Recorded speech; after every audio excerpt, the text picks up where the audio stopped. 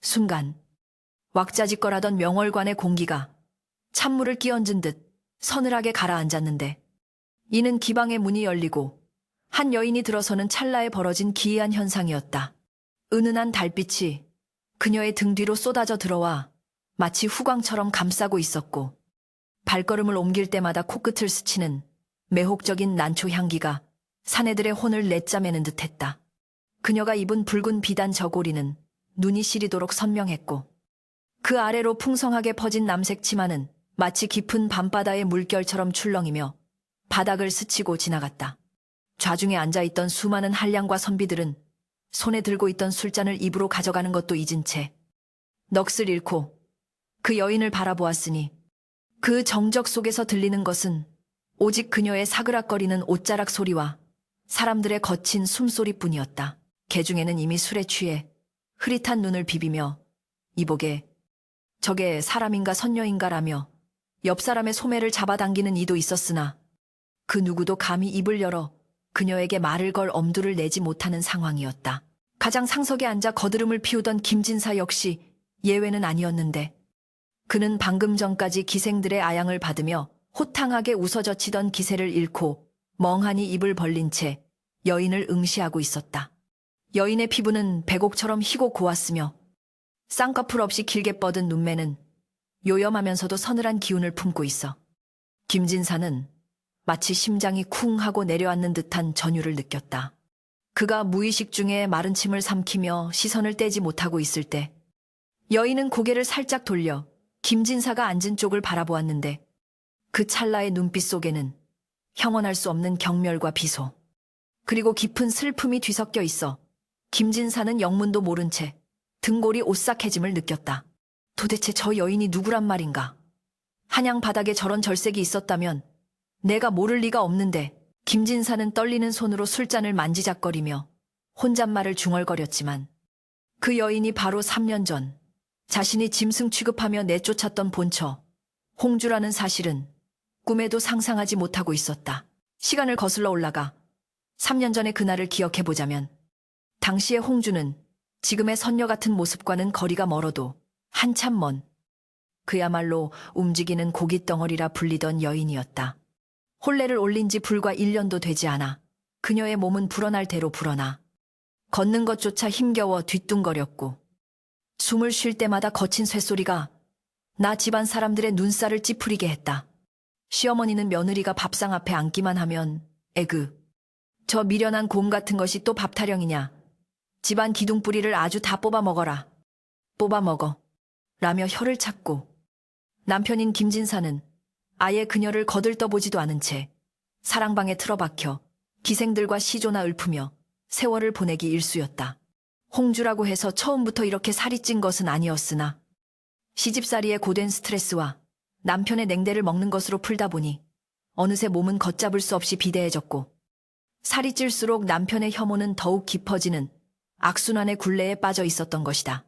어느 무더운 여름날 밤, 홍주는 남편의 사랑을 조금이라도 받아보고자 정성스럽게 연잎차를 우려 사랑방으로 향했으나, 문틈으로 새어나오는 김진사의 목소리에 그만 발걸음을 멈추고 말았다. 방 안에서는 김진사가 동료 선비들과 술을 마시며 자신의 아내를 안주 삼아 씹어대고 있었는데, 그 내용이 너무나도 참담하여 홍주는 숨조차 쉴 수 없었다. 자네, 그 멧돼지 같은 마누라를 데리고 어찌 밤을 보내나. 내가 자네라면 숨이 막혀 죽었을 걸세. 친구의 조롱 섞인 농담에 김진사는 낄낄거리며 대답했다. 이 사람아, 그래서 내가 사랑방 문을 걸어 잠그고 지내지 않는가. 그 여자가 걸을 때마다 마루장이 무너질까 겁이 나고, 그 땀 냄새가 진동을 해서 비위가 상해 견딜 수가 없네. 내 조만간 무슨 수를 써서라도 내쫓고 새 사람을 들일 테니 두고 보게. 그 말에 좌중은 폭소를 터뜨렸고, 홍주는 들고 있던 다반을 꽉 움켜쥔 채 입술을 깨물어 피가 맺힐 지경이었다. 그녀의 뚱뚱한 몸은 분노와 수치심으로 부들부들 떨렸지만, 당장 문을 박차고 들어갈 용기조차 없는 자신의 처지가 더욱 비참하게 느껴졌다. 그날 밤의 수모는 시작에 불과했으니, 며칠 뒤 김진사는 기어이 말라빠진 기생첩을 집 안으로 들여와 홍주의 속을 뒤집어 놓았다. 이제부터 이 아이가 내 수발을 들 것이니 너는 안채 구석방에 처박혀 눈에 띄지 않게 지내거라. 덩치만 커서 밥값도 못하는 주제에 어디서 본처 행세를 하려 들어 김진사의 표독스러운 일갈에 홍주는 억장이 무너지는 심정으로 바닥에 엎드려 통곡했으나 돌아오는 것은 시어머니의 싸늘한 비웃음뿐이었다. 진사 말이 100번 옳다. 칠거지약 중에 질투가 으뜸이라 했거늘. 감히 남편이 하는 일에 토를 달아 꼴보기 싫으니 당장 짐 싸서 친정으로 꺼지거라. 시어머니는 홍주의 머리채를 잡고 흔들며 악을 썼고 그 과정에서 홍주는 중심을 잃고 뒤로 넘어지며 장독대를 깨뜨리는 실수를 저지르고 말았다. 와장창 깨지는 소리와 함께 붉은 고추장이 사방으로 튀었고 김진사는 마치 기다렸다는 듯이 저런 재수없는 여편네. 집안 살림을 다 부수고 조상님께 불경을 저질렀으니 더 이상 내 집에 둘 수 없다라며 노발대발하였다. 그렇게 홍주는 폭우가 쏟아지는 칠흑 같은 밤, 얇은 소복 하나만 걸친 채 대문 밖으로 내동댕이 쳐졌다. 빗물과 진흙. 범벅이 된 그녀는 닫힌 대문을 두드리며 서방님, 어머님, 잘못했습니다. 제발 문 좀 열어주세요. 이 빗속에 어디로 가란 말입니까? 라고 목이 터져라 애원했으나 대문 너머에서는 빗장 지르는 소리만이 냉정하게 들려올 뿐이었다. 차가운 빗줄기가 그녀의 비대해진 몸을 사정없이 때렸고 흘러내리는 눈물은 빗물과 섞여 바닥으로 떨어졌다. 홍주는 자신이 무엇을 그렇게 잘못했는지 단지 뚱뚱하고 못생겼다는 이유만으로 인간 대우를 받지 못하고 짐승처럼 버려져야 하는 현실이 너무나도 원통하여 가슴을 치며 울부짖었다. 번개가 번쩍이며 하늘을 갈라놓을 때 홍주의 눈에 비친 자신의 모습은 진흙탕 속에 뒹구는 추한 돼지와 다를 바 없었으나 그 순간 그녀의 마음속 깊은 곳에서 뜨거운 불덩이 같은 것이 치밀어 올랐다. 그녀는 비틀거리는 몸을 일으켜 세우고 닫힌 대문을 향해 마지막으로 깊은 절을 올린 뒤 도끼 어린 눈으로 김진사의 집을 노려보았다. 내 반드시 살아서 돌아오리라. 뼈를 깎고 살을 도려내는 고통을 견뎌서라도 내 이 치욕을 1000배, 10,000배로 갚아주리라. 너희들이 버린 그 멧돼지가 훗날 너희들의 목을 조르는 호랑이가 되어 돌아올 것이다. 홍주의 입에서 나온 말은 저주에 가까운 맹세였고 그 목소리는 천둥 소리에 묻혀 사라졌으나 그녀의 눈빛만은 어둠 속에서도 형형하게 빛나고 있었다. 갈 곳 없는 홍주는 빗속을 뚫고 무작정 산으로 향했으니 이는 죽으러 가는 것이 아니라 다시 태어나기 위한 처절한 몸부림의 시작이었다. 숲속의 나무들이 비바람에 흔들리며 마치 귀신처럼 울부짖었지만 이미 죽은 목숨이나 다름없는 홍주에게는 그 무엇도 두렵지 않았다. 오직 복수라는 두 글자만이 그녀의 무거운 발걸음을 재촉할 뿐이었다. 폭우가 휩쓸고 지나간 산자락에는 자욱한 물 한 개만이 귀신처럼 피어오르고 있었는데 홍주는 찢어진 소복 자락을 질질 끌며 깎아지른 듯한 절벽 끝에 위태롭게 서 있었다. 발 아래로는 검푸른 강물이 성난 짐승처럼 입을 벌리고 소용돌이치고 있어 바라보는 것만으로도 오금이 저려오는 광경이었다. 그녀는 퉁퉁 부은 눈으로 허공을 응시하며 내 이 더러운 육신을 저 물에 던져 물고기 밥이나 되게 하리라. 다시 태어난다면 바람으로, 구름으로 태어나 아무런 굴레 없이 살고 싶구나. 라고 중얼거렸다. 죽음을 목전에 둔 순간에도 뱃가죽이 출렁거리는 자신의 모습이 너무나 혐오스러워 견딜 수 없었던 홍주는 질끈 눈을 감고 허공을 향해 몸을 던지려 했다. 바로 그 찰나 등 뒤에서 멈추거라. 멧돼지가 날개가 없거늘 어찌 하늘을 날려 하느냐 라는 쩌렁쩌렁한 호통 소리가 들려왔으니 그 소리에 홍주는 깜짝 놀라 발을 헛디디며 그 자리에 주저앉고 말았다. 뒤를 돌아보니 헝클어진 백발을 상투도 틀지 않고 풀어헤친 기괴한 몰골의 노인이 지팡이를 짚고 서 있었는데 그 눈빛만은 칠흑 같은 어둠 속에서도 호랑이의 안광처럼 번뜩이고 있었다. 노인은 홍주의 비대한 몸집을 위아래로 훑어보더니 혀를 끌끌 차며 말했다. 아까운지고 아까운지고 그 살덩이 속에 천하를 호령할 절세가인이 갇혀있거늘 주인이라는 자가 껍데기를 깨지 못하고 스스로 목숨을 끊으려 하다니 이 얼마나 어리석은 노릇인가. 그 말은 홍주의 귀에 번개처럼 꽂혔다. 절세가인이라니요. 노장께서는 지금 저를 놀리시는 겁니까? 이 흉물스러운 꼴을 보고도 그런 말씀이 나오십니까? 홍주가 울분을 토하며 대들자 노인은 껄껄 웃으며 다가와 지팡이 끝으로 홍주의 미간을 툭 쳤다. 내 눈에는 보인다. 두꺼운 지방층 아래 숨죽이고 있는 고운 뼈대와 맑은 기운이 말이다. 허나 그것을 끄집어내려면 뼈를 깎고 살을 도려내는 지옥의 고통을 견뎌야 한다. 죽을 용기는 있어도 다시 태어날 용기는 없는 게냐. 그 순간 홍주의 뇌리에는 김진사가 자신을 내쫓으며 퍼부었던 모욕적인 언사들과 시어머니의 비웃음이 주마등처럼 스쳐 지나갔다. 죽어서 귀신이 되어 복수하겠다고 다짐했으나 살아서 저들의 눈앞에 보란 듯이 나타나 짓밟아주는 것이야말로 진정한 복수가 아니겠는가. 홍주는 흙투성이가 된 몸을 일으켜 노인의 바짓가랑이를 잡고 매달렸다. 도와주십시오. 어르신 저를 사람으로 만들어 주십시오. 제 살을 다 도려내도 좋고 뼈를 다 부러뜨려도 좋으니 제발 저들에게 복수할 수 있게만 해주십시오. 그녀의 절규는 처절하기 그지없었고 노인은 잠시 침묵하더니 고개를 끄덕였다. 좋다. 내 너를 거두마. 허나 명심해라. 내 의술은 사람을 살리기도 하지만 그 과정은 저승길보다 더 험난할 것이다. 중도에 포기하려거든 지금 뛰어내리는 것이 나을 게다. 홍주는 입술을 깨물어 피를 흘리며 맹세했다. 지옥불이라도 걸어 들어가겠습니다. 노인을 따라 들어간 곳은 사람의 발길이 닿지 않는 깊은 산속의 동굴이었는데 그곳에는 온갖 기이한 약초 냄새와 짐승의 뼈들이 널려 있어 마치 마귀의 소굴을 방불케 했다. 노인은 홍주에게 낡은 삼배옷 한 벌을 던져주며 선언했다. 오늘부터 너는 곡기를 끊는다. 쌀 한 톨, 고기 한 점도 입에 대서는 안 된다. 오직 내가 주는 약초와 산나물, 그리고 맑은 물만 마셔야 한다. 그것은 지옥 훈련의 서막에 불과했다. 홍주는 매일 새벽 다리에 모래주머니를 차고 험준한 바위산을 오르내려야 했는데 처음에는 몇 걸음 떼지도 못하고 숨이 턱까지 차오르며 쓰러지기 일쑤였다. 그때마다 노인은 가차없이 회초리를 휘두르며 일어나라. 네 남편이 지금쯤 기생의 품에서 너를 안주 삼아 낄낄대고 있을 터인데 여기서 퍼질러 잘 셈이냐? 라고 호통쳤다. 남편에 대한 증오심은 홍주를 다시 일으켜 세우는 유일한 원동력이었다. 식단은 더욱 가혹했으니 노인이 주는 음식이라곤 쓰고 아린 쑥과 맵디 매운 마늘, 그리고 정체를 알 수 없는 검은 탕약뿐이었다.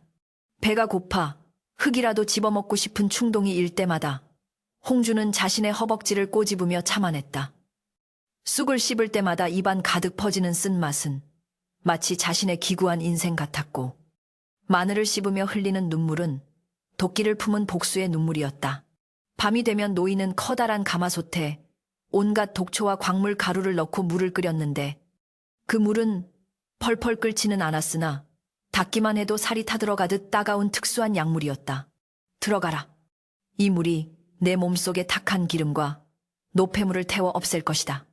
홍주가 비명을 지르며 탕 속에 몸을 담그면 전신의 피부가 불에 데인 듯 화끈거리고 뼛속까지 시려오는 고통이 밀려왔다.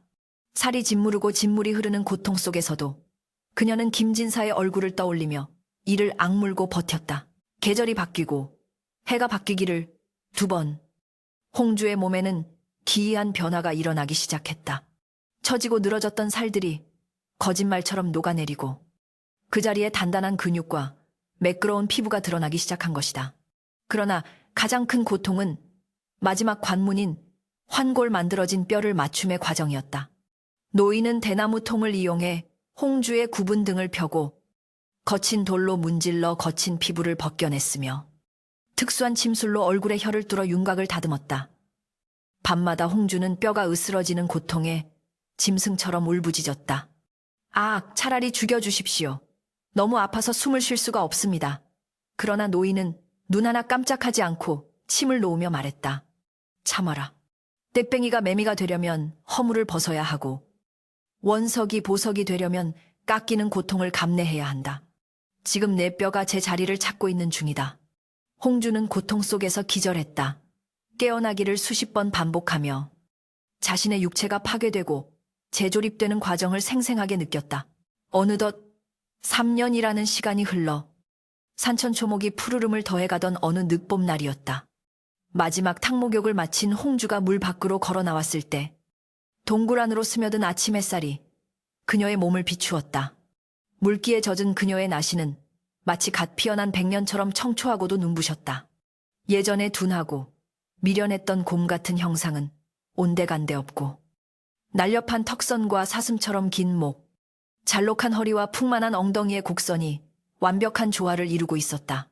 거울이 없어 자신의 모습을 확인할 수 없었던 홍주는 떨리는 손으로 자신의 얼굴을 만져보았다.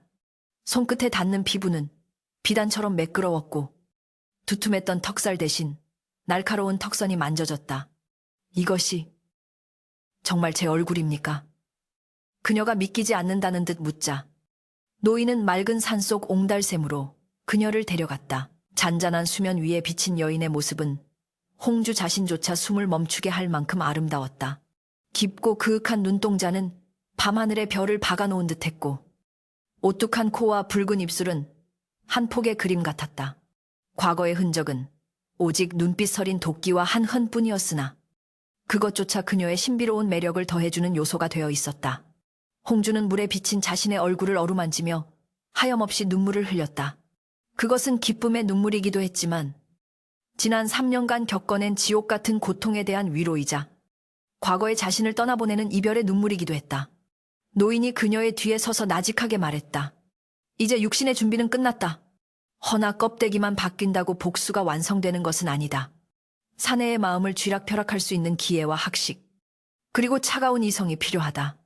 그날부터 홍주는 외모를 가꾸는 일뿐만 아니라 시와 서화, 가야금과 춤, 그리고 사내의 심리를 꿰뚫어 보는 법을 배우기 시작했다. 노인은 단순한 의원이 아니라 과거 궁중에서 비빈들을 가르치던 은퇴한 내관이자 당대 최고의 책략가였음이 드러났다. 홍주는 스펀지가 물을 빨아들이듯 노인의 가르침을 흡수했다. 밤새도록 책을 읽어 지식을 쌓고 손가락에 물집이 잡히도록 검은고를 탔으며 거울을 보며 웃는 법, 눈을 흘기는 법, 목소리 톤을 조절하는 법까지 철저하게 익혔다. 그녀는 더 이상 밥 달라고 칭얼대던 미련한 홍주가 아니었다. 그녀는 치명적인 독을 품은 아름다운 꽃, 화란화란으로 다시 태어나고 있었다. 마침내 하산할 날이 다가왔다. 노인은 홍주에게 붉은 비단옷과 화려한 놀이개를 건네며 말했다. 가거라. 가서 네가 원하는 대로 세상을 뒤흔들어 보아라. 허나 명심해라. 복수의 끝에 남는 것은 통쾌함이 아니라 허무함일 수도 있음을. 홍주는 노인에게 큰 절을 올리며 비장하게 대답했다. 스승님, 그 허무함조차 제가 감당해야 할 몫입니다. 설령 지옥불에 떨어진다 해도 제 눈으로 그들의 파멸을 지켜보기 전에는 멈추지 않을 것입니다. 산을 내려오는 홍주의 발걸음은 가벼웠으나 그 그림자는 짙고 길게 드리워져 있었다. 바람에 휘날리는 그녀의 옷자락에서 은은한 난초 향기가 퍼져나갔으니 이제 한양 성내에는 피바람과 함께 향기로운 복수의 서막이 오르고 있었다. 그녀가 산을 완전히 벗어났을 때 등 뒤에 산봉우리는 말이 없었으나 마치 그녀의 앞날을 경고하듯 검은 구름에 휩싸여 있었다. 명월관의 팽팽한 정막을 먼저 깬 것은 김진사였다. 그는 떨리는 손으로 갓끈을 고쳐매며 짐짓점잖은 척 헛기침을 두어 번 내뱉고는 그녀에게 말을 건넸다. 그대는 처음 보는 얼굴인데 이름이 무엇인고 이리 와서 내 술잔이나 한번 채워보거라. 사내들의 시선이 일제히 그녀의 입술에 꽂혔다. 여인은 천천히 마치 구름 위를 걷듯 다가와 김진사의 맞은편에 사뿐히 앉았다. 그녀가 자리에 앉는 순간 옷자락에서 풍겨나오는 그 기묘하고도 매혹적인 난초 향기가 김진사의 코를 찔러 머리를 어지럽게 만들었다. 여인은 가늘고 긴 손가락으로 술병을 들어 올리며 옥굿을 굴러가는 듯한 목소리로 답했다. 소녀, 화란화란이라 하옵니다. 거친 비바람을 맞고 피어난 난초라는 뜻이지요. 그녀가 따르는 술은 맑은 소리를 내며 잔을 채웠으나 김진사의 눈에는 술이 아니라 그녀의 하얀 손목만이 가득 차 있었다. 김진사가 짐승처럼 그녀의 손을 덥석 잡으려 하자 화라는 바람처럼 부드럽게 손을 빼내며 싸늘한 미소를 지었다. 나으리, 꽃은 눈으로 즐길 때 가장 아름다운 법입니다. 함부로 꺾으려 들면 가시에 찔려 피를 보게 될지도 모릅니다. 그 서늘한 거절조차 김진사에게는 애간장을 녹이는 유혹으로 들릴 뿐이었다. 그날 이후 김진사는 마치 귀신에 홀린 사람처럼 명월관 문지방이 닳도록 드나들기 시작했다. 과거에는 시조 한 수 제대로 읊지 못해 무식하다는 소리를 들었던 그였으나 화란의 환심을 사기 위해 밤새워 남의 시를 베껴 외우고 비싼 비단을 사다 나르며 구애를 펼쳤다. 화란은 그가 가져오는 재물은 거들떠보지도 않은 채 오직 그와 마주 앉아 시를 논하고 검은고를 타며 그의 애를 태웠다. 하루는 화란이 가야금을 뜯으며 구슬픈 곡조를 노래했다. 버려진 돌멩이도 갈고 닦으면 옥이 되거늘. 눈먼 장님은 보석을 알아보지 못하고 진흙탕에 던져버렸네. 슬프도다. 잃어버린 후에야 땅을 치고 후회한들 깨진 거울이 다시 붙을 소냐. 그 노랫말은 과거 김진사가 홍주를 버렸던 일을 비유한 것이었으나 어리석은 김진사는 그 속뜻을 전혀 알아차리지 못한 채 허허 참으로 절창이로다. 내 마음을 어찌 그리 잘 아느냐 라며 무릎을 쳤다. 화라는 속으로 비릿한 웃음을 삼키며 생각했다. 그래, 웃어라. 지금 실컷 웃어두거라. 내 놈의 그 웃음이 피울음으로 바뀔 날이 머지 않았으니 김진사가 화란에게 빠져 가산을 탕진하고 있다는 소문은 삽시간에 한양 바닥에 퍼졌고 결국 집안에 들어앉은 첩실, 지금의 정실 월선의 귀에도 들어가게 되었다. 월선은 홍주를 내쫓고 안방을 차지한 독한 여인이었으나 남편이 기생에게 빠져 집안 살림을 거덜내고 있다는 소식에는 눈이 뒤집힐 수밖에 없었다. 어느 날 밤 술에 떡이 되어 돌아온 김진사를 향해 월선이 악을 쓰며 달려들었다. 여보, 정신 좀 차리세요. 저잣거리에 소문이 파다합니다. 명월관, 그 여우 같은 년에게 논마지기를 다 팔아다 바쳤다면서요. 우리가 어떻게 차지한 재산인데 그걸 기생년 치마폭에 쏟아붓습니까? 월선의 표독스러운 외침에 김진사는 귀찮다는 듯 인상을 찌푸리며 그녀를 밀쳐냈다. 에이, 재수없게 왜 이리 퀻퀻거리는 거야. 네가 화란이 발가락대만큼만이라도 고와봐라. 내가 밖으로 나돌겠느냐 쭈글쭈글하고 심술만 덕지덕지 붙은 얼굴꼴도 보기 싫으니 썩 꺼져. 그 말은 과거 김진사가 홍주에게 했던 말과 토씨 하나 틀리지 않았다. 월선은 바닥에 나뒹굴며 억장이 무너지는 소리로 울부짖었다. 당신이 어찌 나에게 이럴 수 있습니까? 그 뚱뚱한 본처를 내쫓을 때 내가 얼마나 공을 세웠는데 이제 와서 나를 헌신짝 취급해요. 그러자 김진사는 홧김에 옆에 있던 요강을 집어 던지며 고함을 질렀다. 시끄럽다. 그 입 다물지 못해. 천한 것이 어디서 감히 서방님 하는 일에 대들고 있어. 너도 그 멧돼지 꼴 나고 싶지 않으면 쥐 죽은 듯이 있어. 요강이 벽에 부딪혀 산산조각이 나고 그 파편이 월선의 얼굴을 스치고 지나갔다. 피가 흐르는 뺨을 부여잡고 공포에 질린 눈으로 남편을 올려다보는 월선의 모습은 3년 전 비 내리는 밤 홍주의 모습과 겹쳐졌다. 어둠 속에서 이 모든 상황을 지켜보는 눈이 있었으니 담장 너머 나무 위에 숨어있던 화란이었다. 그녀는 집안에서 들려오는 비명과 파열음을 들으며 차갑게 식은 심장 한구석에서 묘한 희열이 피어오름을 느꼈다. 보아라. 월선아, 네가 뺏은 자리가 결국 가시방석임을 이제 알겠느냐? 네가 뿌린 씨앗을 네가 거두는 것이다. 계절이 바뀌어 찬바람이 불기 시작할 무렵 김진사의 가세는 급격히 기울어 있었다. 문중의 땅 문서는 이미 반 이상이 화란의 손에 넘어갔고 집안에 감나가는 골동품들도 하나둘씩 사라졌다. 그러나 김진사는 멈출 줄을 몰랐다. 그는 화란을 자신의 첩이 아닌 정실 부인으로 맞이하고 싶다는 망상에 사로잡혀 있었다. 어느 눈 내리는 밤, 김진사는 화란의 방을 찾아와 그녀의 손을 잡고 애원했다. 화란아, 내 너를 더 이상 기방에 둘 수 없다. 내 너를 집으로 데려가 안방마님으로 앉히고 평생 호강시켜주겠다. 나와 혼인해 다오. 화란은 부채로 입을 가리며 나직하게 웃었다. 나으리, 저 같은 천한 기생이 어찌 양반댁 안방을 차지하겠습니까? 게다가 댁에는 엄연히 부인이 계시지 않습니까? 그녀의 말에 김진사는 손사래를 쳤다. 그 여자는 걱정하지 말거라. 안 그래도 내쫓을 구실만 찾고 있었다. 네가 원한다면 당장이라도 소박을 놓아 쫓아낼 것이다. 화라는 눈빛을 반짝이며 짐짓 놀란 척 물었다. 정말이십니까? 허나 사내의 마음은 갈대와 같아 믿을 수가 없지요. 나으리의 그 마음이 진심이라는 것을 증명해 보이실 수 있겠습니까? 김진사는 다급하게 고개를 끄덕였다. 무엇이든 말만 하거라. 내 심장이라도 꺼내 보여주마. 화라는 자리에서 일어나 창문을 열고 펑펑 쏟아지는 눈을 바라보다가 천천히 뒤를 돌아 김진사를 응시했다. 그녀의 눈동자는 차갑게 빛나고 있었다. 심장까지는 필요 없습니다. 다만 나으리 댁의 가장 소중한 것, 가문의 위패와 안방 마님의 자리를 상징하는 자개함을 가져오십시오.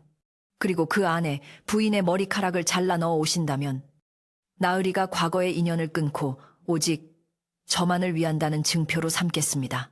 그것은 폐륜이자 가문의 몰락을 의미하는 요구였으나 눈이 먼 김진사에게는 그저 사랑의 시험으로만 들릴 뿐이었다. 그까짓 것 어렵지 않지. 내 당장 가서 가져오리다. 김진사는 벌떡 일어나 밖으로 뛰쳐나갔다. 눈보라치는 밤거리로 사라지는 그의 뒷모습을 보며 화라는 탁자 위에 놓인 술잔을 들어 단숨에 들이켰다. 독한 술이 목을 타고 넘어갔지만 가슴속의 뜨거운 불길은 꺼지지 않았다. 이제 거의 다 왔다. 김진사. 내 놈이 스스로 내 가문의 목을 조르는 꼴을 내 두 눈으로 똑똑히 지켜보리라. 그녀는 품속에서 낡은 은비녀 하나를 꺼내 만지작거렸다. 그것은 3년 전 김진사가 홍주를 내쫓으며 이따위 싸구려 비녀는 거지에게나 줘버려라며 던져버렸던 홍주의 친정어머니가 남긴 유품이었다. 화란의 소나귀에 힘이 들어가 비녀가 휠듯이 팽팽해졌다. 거미줄에 걸린 나비는 더 이상 날갯짓을 할 수 없었다. 김진사라는 나비는 스스로 거미줄을 감고 그 안으로 깊숙이, 아주 깊숙이 파고들고 있었다. 다음 날 새벽, 김진사의 집에서는 처절한 비명소리가 터져나왔다. 김진사가 자고 있던 월선의 머리채를 잡고 가위를 들이댄 것이다. 이 미친 영감탱이가 기어이 노망이 났구나. 이거 놓지 못해 월선이 발버둥 쳤지만 이미 화란에게 혼을 뺏긴 김진사의 완력을 당해낼 수는 없었다. 싹둑 하는 소리와 함께 월선의 긴 머리카락이 흉하게 잘려나갔고 김진사는 그것을 낚아채 자개함에 쑤셔 넣었다. 이걸로 됐다. 이제 화란이는 내 것이다.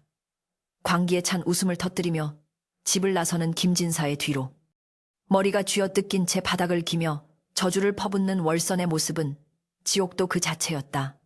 대문을 박차고 나가는 김진사의 눈에는 오직 화란의 고운 얼굴만이 아른거릴 뿐 자신이 지금 천륜을 어기고 가문을 파멸로 몰아넣고 있다는 사실은 까맣게 잊고 있었다. 명월관에 도착한 김진사는 눈이 하얗게 덮인 마당을 가로질러 화란의 방문을 벌컥 열었다. 화란아, 내가 가져왔다. 약속대로 그 여자의 머리카락과 가문의 자개함을 가져왔단 말이다. 그는 마치 개선 장군이라도 된 양 의기양양하게 자개함을 탁자 위에 올려놓았다. 방 안에는 화란이 등지고 앉아 거울을 보고 있었다. 김진사는 숨을 헐떡이며 그녀에게 다가갔다. 이제 내 마음을 믿겠느냐? 자, 어서 얼굴을 보여다오. 이제 우리는 영원히 함께하는 것이다. 그 순간 천천히 몸을 돌린 화란의 표정은 김진사가 한 번도 본 적 없는 기묘한 것이었다. 유혹적인 미소는 사라지고 그 자리에는 서리빨 같은 냉기와 죽음 같은 고요만이 감돌고 있었다. 화란은 자개함을 열어 흉물스럽게 잘린 머리카락을 쳐다보더니 낮고 서늘한 목소리로 말했다. 참으로 대단한 정성이십니다. 조강지처의 머리를 자르고 조상의 위패가 담긴 함을 기생에게 바치다니요. 김진사는 뭔가 분위기가 이상함을 감지하고 주춤거렸다. 그게 무슨 소리냐? 네가 원하지 않았느냐? 나는 오직 너를 위해. 화란이 천천히 자리에서 일어났다. 그녀의 그림자가 촛불에 흔들리며 벽을 가득 채웠다. 나를 위해, 오직 나를 위해. 그녀가 한 걸음씩 다가오자 김진사는 뒷걸음질 쳤다. 그래, 나를 위해서라면 죽을 수도 있다고 하셨지요. 그럼 이제 그 약속을 지킬 때가 왔습니다. 서방님. 마지막 단어, 서방님이라는 말에 김진사의 눈이 휘둥그레졌다. 그 말투, 그 억양. 그것은 3년 전 자신이 내쫓았던 그 끔찍한 뚱뚱보. 아내가 비오던 날 밤 대문을 두드리며 불렀던 그 목소리와 너무나도 닮아 있었기 때문이었다. 서방님이라니, 네가 지금 누구를 부르는 것이냐? 공포에 질린 김진사의 물음에 화라는 싸늘하게 웃으며 화려한 가채를 벗어 던지고 머리를 풀어 헤쳤다. 접니다. 당신이 멧돼지라 부르며 시궁창에 버렸던 당신의 본처 홍주 말입니다. 이 무슨 해괴망측한 소리냐? 네가 홍주라니. 그 미련하고 둔한 곰 같은 여편네가 어찌 너처럼 고운 자태를 가질 수 있단 말이냐? 내 눈을 속이려 들지 마라. 이 요무라 김진사는 마치 불에 댄 사람처럼 화들짝 놀라 뒷걸음질 치다 탁자에 부딪혀 넘어졌다. 그의 눈동자는 지진이라도 난 듯 심하게 흔들리고 있었고 입가에는 거품까지 물려 있었다. 눈앞의 여인은 분명 자신이 그토록 연모에 맞이 않던 절세가인 화란이었으나 그 서늘한 눈매와 원망 섞인 목소리는 3년 전 빗속으로 내쫓았던 조강지처에 그것과 소름 끼치도록 닮아 있었다. 홍주는 바닥에 주저앉아 벌벌 떠는 김진사를 내려다보며 입가에 비릿한 미소를 머금었다. 그녀는 천천히 다가가 김진사의 턱을 가볍게 들어 올렸는데 그 손길은 부드러웠으나 김진사에게는 마치 서슬퍼런 칼날이 목을 겨누는 듯한 공포로 다가왔다. 서방님, 어찌 잊으셨습니까? 제 오른쪽 허벅지에 있는 붉은 점을 보고 재수 없는 흉점이라며 침을 뱉으셨던 것을요. 그리고 혼례 첫날 밤 제게 건네주셨던 이 은비녀를 기억 못하십니까? 홍주가 품속에서 꺼내든 것은 빛바랜 낡은 은비녀였다. 그것은 김진사가 혼례 때 예물이라며 건넸던 것이자 쫓아내던 날 거지 적선이나 하라며 진흙탕에 던져버렸던 바로 그 물건이었다. 김진사의 얼굴이 백지장처럼 하얗게 질렸다. 그 비녀는 분명 자신이 홍주에게 주었던 것이 맞았다. 현실을 부정하고 싶은 마음과 눈앞의 명백한 증거 사이에서 그의 이성은 산산이 조각나고 있었다. 아니야. 그럴 리 없어. 너는 귀신이다. 내 죄책감이 만들어낸 헛개비란 말이다. 김진사가 비명을 지르며 머리를 감싸 쥐자 홍주는 싸늘하게 웃으며 자개함 뚜껑을 열어젖혔다. 그 안에는 흉물스럽게 잘린 월선의 머리카락이 멜리를 튼 독사처럼 들어있었다. 귀신이라니요. 귀신이 어찌 이토록 생생하게 당신의 파멸을 도모하겠습니까? 보십시오. 당신은 지금 새 여자를 얻겠답시고 조강지처의 머리카락을 자르고 조상님의 위패까지 훔쳐나온 폐륜아가 되었습니다. 이래도 제가 귀신으로 보이십니까? 그때였다. 홍주는 망설임 없이 방문을 활짝 열어젖혔다. 명월관의 가장 큰 연회장과 연결된 문이 열리자 밖에서 술을 마시며 흥청거리던 수많은 선비들과 기생들의 시선이 일제히 방 안으로 쏠렸다. 갑작스러운 소란의 음악소리가 뚝 끊기고 정적이 감도는 가운데 홍주는 헝클어진 머리를 한 채 비틀거리는 김진사의 멱살을 잡아 문 밖으로 끌어냈다. 여러분, 저를 보십시오. 그리고 이 사내를 보십시오. 홍주의 쩌렁쩌렁한 외침이 연회장을 울렸다. 사람들은 영문을 모른 채 웅성거리며 그들 주위로 모여들었다. 김진사는 수치심의 얼굴을 들지 못하고 바닥만 쳐다보며 이건 알아. 미친년이다. 저 여자가 미쳤다. 라고 웅얼거렸으나 그의 목소리는 모기 소리처럼 기어들어가 아무에게도 들리지 않았다. 홍주는 김진사가 가져온 자개함을 높이 들어 올려 보이며 말을 이었다. 여기 계신 모든 분들이 증인입니다. 이 사내는 한양의 명망 높은 김진사라 불리는 자이나 실상은 조강지처를 헌신짝처럼 버리고 첩실의 머리칼을 잘라내며 가문의 위패까지 팔아넘기려 한 천하의 불효막심한 잡배입니다. 홍주가 자개함을 뒤집자 그 안에서 월선의 머리카락과 김씨 가문의 위패가 와르르 쏟아져 나왔다. 바닥에 뒹구는 위패를 본 사람들은 경악을 금치 못했다. 저거 김진사댁 위패 아니야. 세상에. 기생한테 빠져서 조상신까지 팔아먹으려 했다니. 저 잘린 머리카락 좀 봐. 첩실의 머리를 잘랐단 말인가. 사람이 할 짓이 아니네 그려. 여기저기서 비난과 조소가 터져 나왔다. 김진사는 사시나무 떨듯 떨며 바닥에 엎드려 위패를 주워 담으려 했으나 손이 너무 떨려 제대로 잡을 수조차 없었다. 그의 명예와 권위는 이미 바닥에 떨어진 오물과 다를 바 없었다. 홍주는 그런 김진사를 싸늘하게 내려다보며 군중을 향해 다시 한번 목소리를 높였다. 제가 바로 3년 전 이자에게 쫓겨난 본처 홍주입니다. 그 말에 좌중은 찬물을 끼얹은 듯 조용해졌다. 사람들은 믿을 수 없다는 듯 홍주의 아름다운 얼굴과 김진사를 번갈아 쳐다보았다. 당시 저는 뚱뚱하고 볼품없다는 이유로 짐승 취급을 받으며 비오는 밤 맨발로 쫓겨났습니다. 죽으려 했으나 죽지 못하고 뼈를 깎는 고통을 견디며 다시 태어났습니다.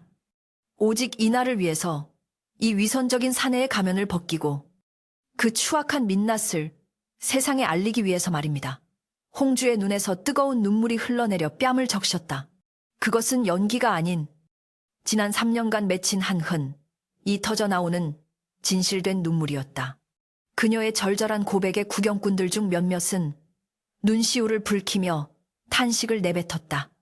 어쩌면 세상에 저렇게 고운 부인을 두고 인면수심이 따로 없군. 겉만 번지르르 했지 속은 썩은 문드러진 놈이었어. 궁지에 몰린 김진사는 마지막 발악을 하듯 벌떡 일어나 홍주에게 손가락질을 했다. 거짓말이다. 저녀는 요물이다. 내 본처는 멧돼지 같은 년이었어. 저런 미인이 아니었단 말이다. 너희들 모두 저년의 요술에 속고 있는 것이다. 그는 광기에 휩싸여 횡설수설하며 홍주에게 달려들려 했으나 주변에 있던 건장한 하인들이 그를 막아섰다. 바닥에 내동댕이 쳐진 김진사는 흙투성이가 된 채 헐떡거렸다. 그때 군중 속에서 한 노인이 지팡이를 짚고 걸어 나왔다. 그는 바로 홍주를 다시 태어나게 해준 산속의 기인, 그 스승이었다. 노인은 김진사 앞에 서서 혀를 찼다. 쇠쇠, 자네는 눈이 있어도 보지 못하고 귀가 있어도 듣지 못하는구나. 겉모습에 현혹되어 진정한 가치를 알아보지 못하는 자에게 어찌 선비라는 이름을 붙이겠는가.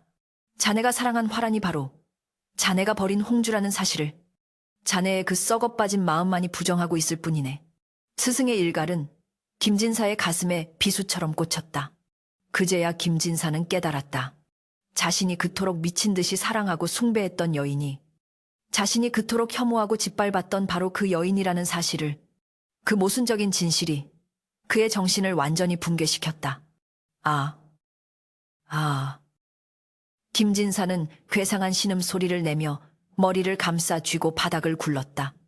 자신이 전 재산을 바치고 가문을 배신하면서까지 얻고자 했던 사랑이 결국 자신을 파멸시키기 위해 돌아온 부메랑이었다는 사실에 그는 웃는 것도 우는 것도 아닌 기괴한 표정을 지으며 미쳐가고 있었다.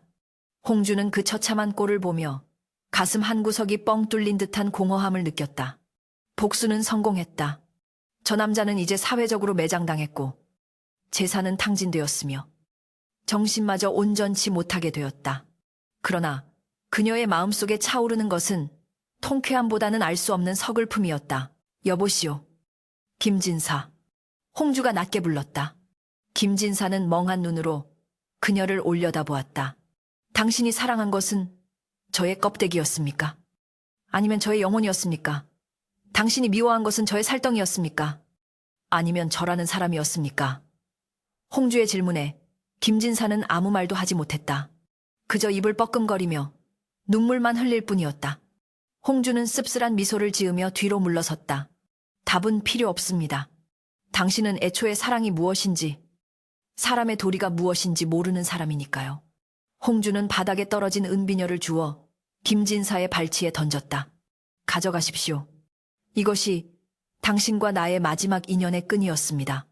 이제 이 끈을 끊어버리니 당신은 당신의 지옥에서, 저는 저의 세상에서 살아갈 것입니다. 땡그랑. 비녀가 바닥에 부딪히며 내는 맑고도 처연한 소리가 연회장에 울려 퍼졌다. 사람들의 손가락질과 비웃음 속에 김진사는 넋이 나간 사람처럼 비녀를 집어들고 멍하니 앉아 있었다. 명월관의 주인은 하인들을 시켜 김진사를 밖으로 끌어내라 명했다. 이런 부정한 자를 내 집에 둘 수 없다. 당장 내쫓아라. 하인들에 의해 짐짝처럼 끌려나가는 김진사의 뒷모습은 초라하기 그지없었다. 한때 한양 바닥을 호령하며 거드름을 피우던 양반의 모습은 온데간데 없고 욕망의 눈이 멀어 모든 것을 잃은 늙고 병든 수컷의 모습만이 남아있을 뿐이었다. 끌려가면서도 그는 고개를 돌려 홍주를 바라보았다. 그의 눈빛에는 뒤늦은 후회와 알 수 없는 갈망이 뒤섞여 있었으나 홍주는 차갑게 외면했다. 문이 닫히고 김진사의 비명소리가 멀어지자 홍주는 그 자리에 털썩 주저앉았다. 화려한 복수극은 끝이 났다.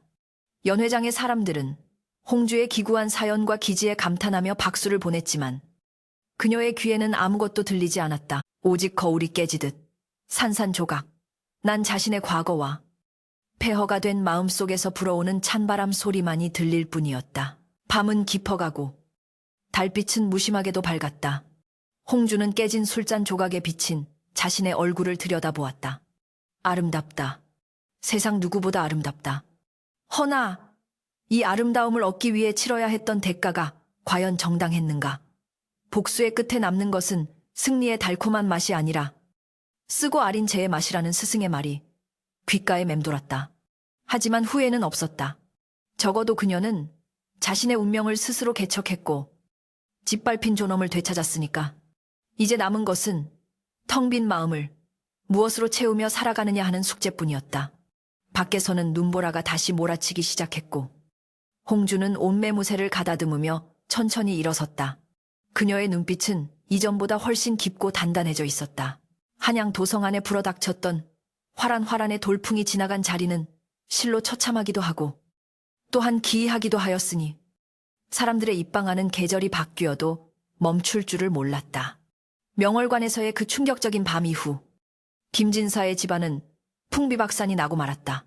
가문의 위패를 기방으로 빼돌렸다는 소문이 퍼지자 문중 어르신들은 대노하여 김진사를 족보에서 파내고 문 밖으로 내쳤으며 머리카락이 잘린 첩실, 월서는 수치심을 이기지 못하고 야반도주하여 그 행방이 묘연해졌다. 하루아침에 양반 신분과 재산, 가족을 모두 잃은 김진사는 미치광이가 되어 저잣거리를 떠돌게 되었다. 그는 헝클어진 머리에 냄새나는 누더기를 걸치고 만나는 사람마다 붙잡으며 내 안에 화란이를 보지 못했소. 그 고운 얼굴에 난초 향기가 나는 여인을 찾아주시오.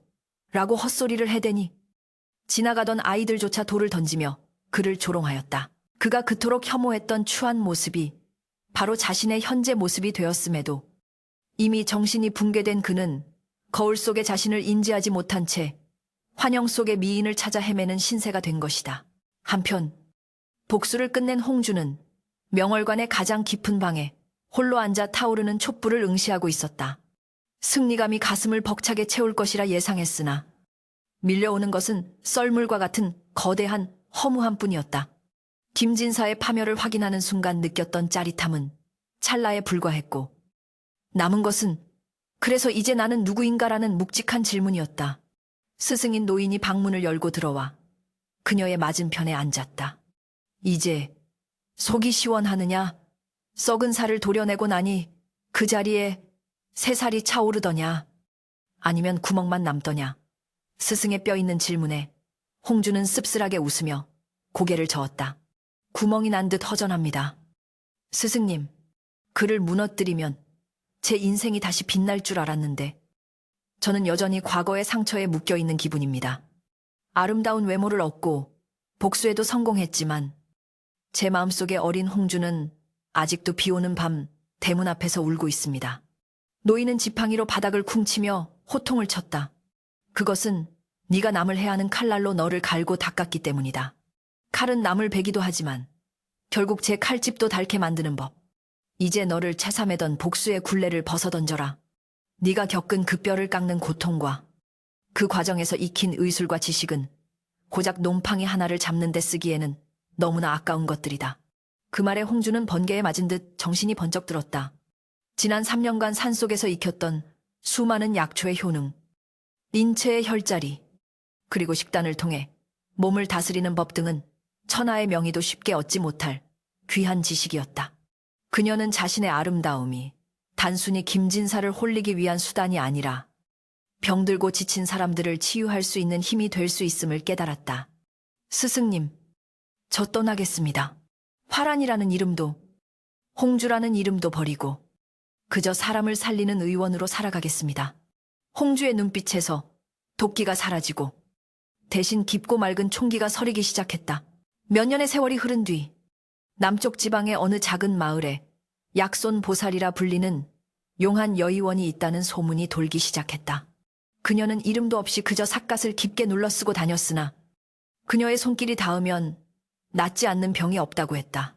특히 비만으로 고통받거나 피부병으로 얼굴이 흉해져 소방 맞은 여인들이 그녀를 찾아가면 그녀는 값비싼 약재 대신 주변에서 구할 수 있는 풀과 뿌리, 그리고 마음을 다스리는 법을 처방하여 그들을 치유해 주었다.